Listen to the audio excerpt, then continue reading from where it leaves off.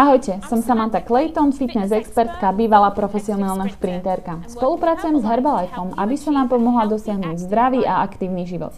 Dnes chcem hovoriť o budovaní dokonale tvarovaných svalov hrudníka pomocou tlaku jednoručkami. Mnohí z vás si môžu myslieť, že väčšiu váhu môžeme dvíhať, len ak používame tradičnú spierackú činku. Ale jednoručky ponúkajú niekoľko ďalších výhod, ktoré si možno ani neuvedomujete. Rovnováha a symetria sú naozaj veľmi dôležité. Jedna strana totiž nemôže vyvažovať druhú, keď v každej ruke máme závažie. Hlavný dôvod, prečo som zvolila jednoručky, je možnosť meniť polohu rúk v pohybe v najvyššom bode a tento zväčšený rozsah pohybu nám tak umožní hĺbšie precvičiť každý pohyb. Teraz vám to vysvetlím na praktickej ukážke cviku. Ľahnite si na lavičku, no a poďme sa pobaviť o polohe nôh.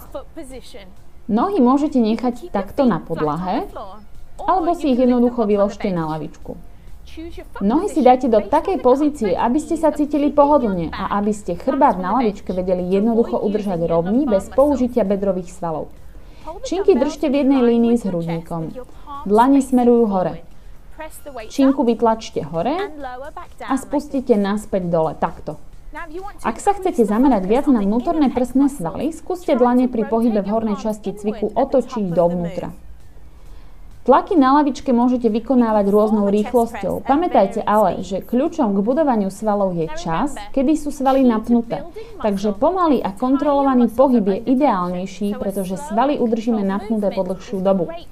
3 série po 8 až 10 opakovaní sú ideálne na začiatok.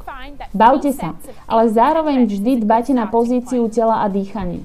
Uistite sa, že váha činiek, ktorú si vyberáte, je pre vás vhodná.